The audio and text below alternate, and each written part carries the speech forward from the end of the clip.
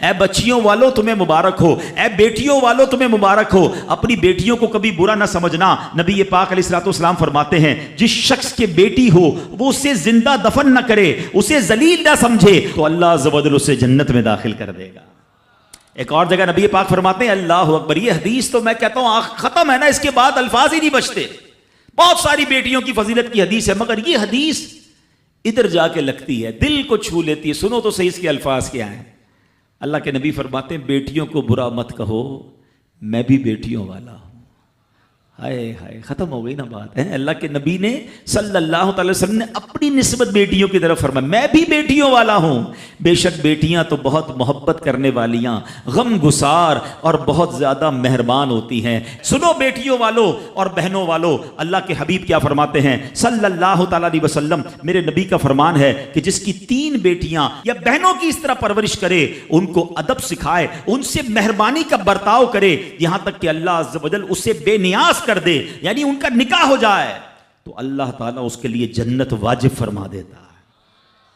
یہ ارشاد سن کر ایک صحابی کھڑے ہو گئے ہیں۔ صحابہ کے سوال بھی بڑے کمال کے ہوتے ہیں۔ یقین کرو ہمارے بہت سارے کام سیدھے جو ہے نا، ہمارے لیے بہت ساری آسانیاں صحابہ کے سوالات نے کر دی۔ اب ہو سکتا ہے یہاں میرا کوئی بھائی ایسا بیٹھا ہو جس کی 3 بیٹیاں نہ ہوں، وہ کہتا ہے میری تو 2 ہیں۔ صحابی نے سوال کیا حضور اگر کسی کی 2 ہوں تو اللہ اور 2 لڑکیوں کی پرورش کرے، تو ارشاد فرمایا اس کے لیے بھی یہی اجر و ثواب ہے۔ راوی فرماتے ہیں یہاں تک کہ اگر ایک بیٹی کا بھی لوگ ذکر کرتے تو نبی پاک اس کے بارے میں یہی فرماتے۔ مگر ایک روایت اور بھی موجود ہے کہ ایک صحابی نے کھڑے ہو کر کہا حضور اگر کسی کی 1 بیٹی ہو، اللہ کے نبی نے فرمایا 1 بیٹی ہو تو بھی جنت واجب ہو جاتی ہے۔ بیٹیوں پر شکایت، بیٹیوں پر منہ چڑھاتے ہو، بیٹیوں پر لڑائی کرتے ہو، اللہ اکبر، یہ تو جنت میں جانے کا ٹکٹ ہے۔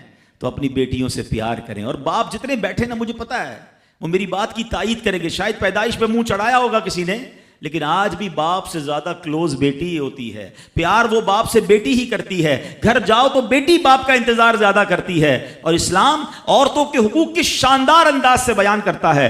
اللہ کے نبی علیہ الصلوۃ والسلام فرماتے ہیں جب کسی کے ہاں لڑکی پیدا ہوتی ہے، سنو، گھر پہ مہمان آئے تو اچھا لگتا ہے نا، اور کوئی بڑا اہم مہمان آ جائے، کوئی بڑے بزرگ آ جائیں تو کتنا خوش ہو جاتے ہیں آپ۔ کئی ایسے بزرگ ہوں گے، کئی ایسے علماء ہوں گے، کوئی ایسی شخصیت ضرور ہوگی جس کو آپ اپنے گھر بلانا چاہتے ہوں گے، مگر آپ سوچتے ہوں گے یار وہ میرے گھر کیسے آئے گا، بہت بڑا آدمی ہے، بڑا مصروف شخص ہے، پسند تو مجھے بہت ہے مگر میں گھر نہیں بلا سکتا۔ سنو، جب تمہارے گھر بیٹی آتی ہے تو پتہ ہے کون مہمان آتا ہے؟ اللہ کے نبی فرماتے ہیں جب کسی کے ہاں لڑکی پیدا ہوتی ہے تو اللہ عز و جل فرشتوں کو گھر بھیجتا ہے۔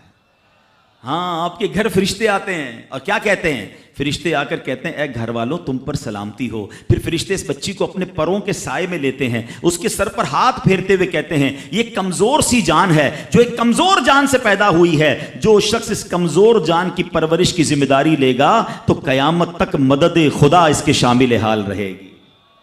تو اب کبھی بھی بیٹیوں پر زیادتی نہیں ہونے دینی۔ ہاں، بیٹیوں کی دعائیں لو، بیٹیوں کی خدمت کرو۔ اور میں نے خود دیکھا ہے، آپ نے بھی دیکھا ہوگا، میں نے دیکھا ہے، بلکہ میں نے ایک طرح سے انٹرویو لیا ہے ایک رشتہ دار کا کہ یار آپ کی 4 بیٹیاں ہیں، 3 بیٹیاں ہیں، کہتا ہے یار جب سے بیٹیاں آئی ہیں پتہ نہیں رزق کدھر سے آ رہا ہے۔ بیٹیاں تو کیا آئی ہیں، اللہ نے رحمت کے دروازے کھول دیے ہیں، کیونکہ اس نے منہ نہیں چڑھایا۔